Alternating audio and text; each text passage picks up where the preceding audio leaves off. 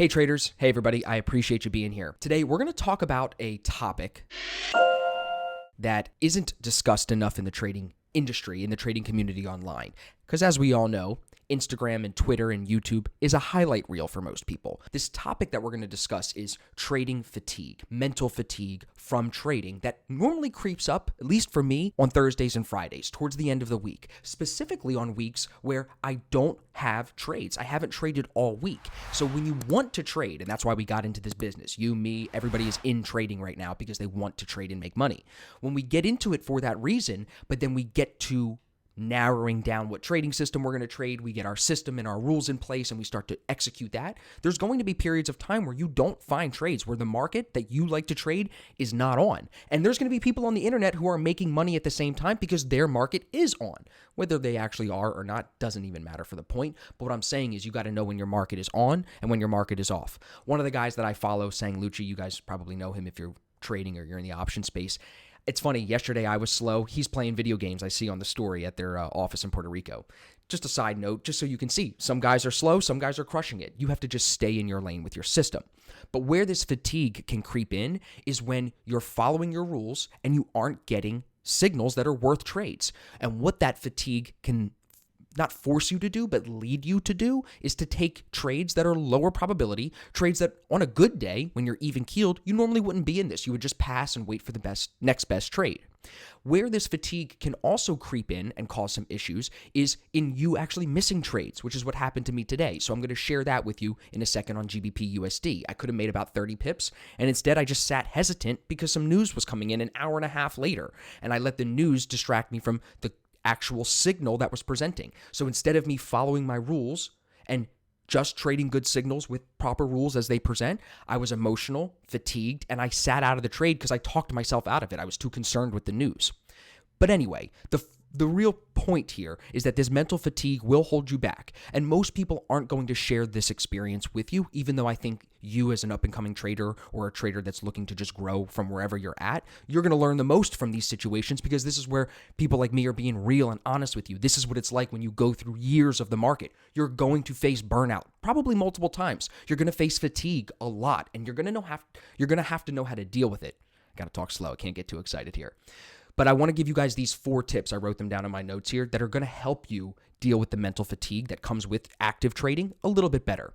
The first tip is going to be taking time away from the desk. This ties into my second tip, which is to not so much question your system, really question what you're doing in your routine. I see a lot of guys, for example, we'll call him Steve. His name isn't Steve, but Steve today in our group chat normally trades really well.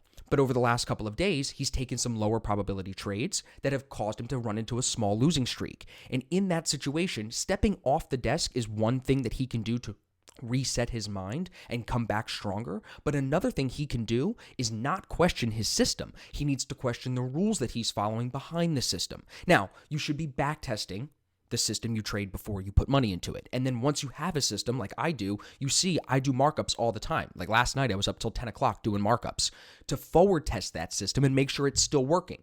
If you're doing the back testing and then the forward testing as you go and actively trade, you should know if the system is working or not. Your ability to trade the system is what's in question. So then we need to break that down and go deeper to fixing that because that will solve the fatigue. That will prevent you from having these mental lapses in concentration when you should be focused on just the next best trade. So off the desk time is important. Not questioning your system, questioning yourself and your routine and what you've been doing that week or that month is much more ideal. And the 2 other points, 1, be open to new information. Be open to accepting new ideas. Go study something new. Open your brain to just thinking about complicated ideas, sometimes that aren't even trading ideas. Go watch some educational YouTube from Lex Friedman or somebody like that. Go learn something new. Just get your brain going again. I think that also will help you come back to the trading desk with sharper eyes. And the final point is meditation. I talk about meditation a lot. I have a project, that's all I'm going to say right now, a project that I'm working on for you guys from ASFX that's really going to help all of you meditate, not better because you can never do good or bad, you can just do it, but help you guys push through that initial roadblock that a lot of you face when you're starting to meditate or you want to start meditating.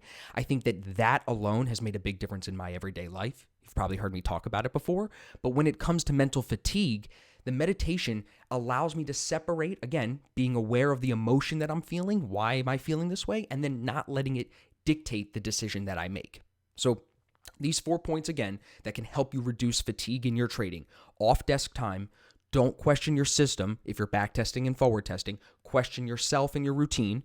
Number 3, accept new information. And number 4, meditation to calm your mind and learn how to be more of an observer, to create space between the emotions that you're feeling, to then not let them drive the decisions that you make.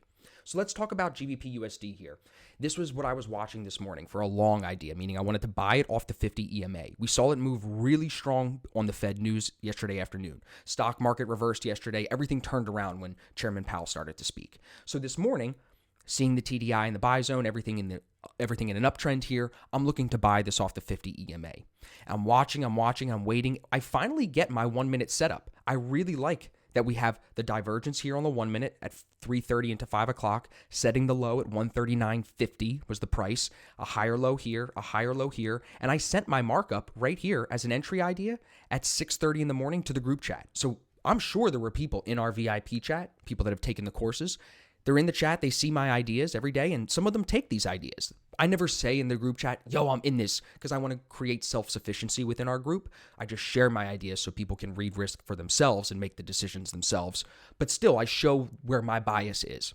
So I could have been in this trade. The stop loss here, as you can see, was very, very tight, only about 11 pips. So with an 11 pip stop, we're able to see it move quickly, about 14. So you get 1 R here, pulls back to the 50 EMA, doesn't come close to the entry price, and then makes the full move from the entry. It goes just about 30 pips, 29.2, 29.5 pips. So you're over 2R in this situation before it then ends up coming back down. You can see where news comes in at 8 o'clock, and then it moves lower after news. So you could have been in and out of this trade before news. Could have taken 2R and been done very quickly from 6:30 to 7:20, not even a full hour, and you would have made your money. But what I did instead of taking the trade was I talked myself out of it because I saw how impactful the Fed news was yesterday. So I thought that the Fed news today could shake things up. Instead of saying, look, this entry is an hour and a half before my news comes in, I could still make money before news comes in and lock my stop loss and make sure I don't lose anything. That would have been the right approach with this trade since I had my bias. So here, not that we like to call trades misses because misses mean that there's not more coming, but this is something that I should have been in. According to my rules and according to my systems, I should have clicked the button here. So this is that mental fatigue kind of kicking in. Because if we go back to yesterday, I've been watching GBP JPY for a while. This was something really all week. This was something I wanted to buy yesterday, but we didn't get a long opportunity at all. Nothing off the 50 EMA, nothing off the 21. But look at the TDI. It's a beautiful long setup, which told me this would probably move higher today. But with that Fed event at the end of the day, it was just waiting for the Fed to speak, and then it made its move higher, and it actually finished the day at a high of day. It broke past the London session high here. So that long bias was correct, but not getting the entry signal can create some more mental fatigue. I want to trade this long. I want to trade this long. It hits 10 a.m. I got to stop trading. I come back at the end of the day and I see it moved higher. I'm sure you've been there, right? So again, the fatigue can come not just when you're taking losses, because I'm not taking a bunch of losses, because I've learned how to control my emotions with meditation, with more awareness. But the fatigue can also come when you're not taking trades. So it's a better problem to have, in my opinion, right? Because I'm not digging myself into a hole through losses. But at the same time, I want to make sure I'm staying sharp and not getting too fatigued. So that way, yesterday's frazzle of the Fed news thing doesn't screw me up, and I'm able to come back in on a day like today and hit this 2R winner. That would have been a great win to go into Friday with. Since I haven't traded all week, 2R, out before news, boom. But I was being emotional. I was being too caught up in the feelings about the trade rather than reading the checklist and acting the way that the checklist tells me to. We can even go back to Euro JPY. This was something, you can see it, I haven't marked up here. I was watching this earlier this week on Monday, looking for long opportunities Monday. Didn't really move much. Looking for more long opportunities here on Tuesday, right here as I just woke up. Didn't take it because it wasn't a super high probability setup. So even though I wanted to be buying it, the TDI wasn't great, right? EMAs weren't great. And then we see it tank, see it move the opposite way. So this was a situation where I stayed out of the long opportunity, and I felt good for not getting sucked into it because this wasn't a great setup.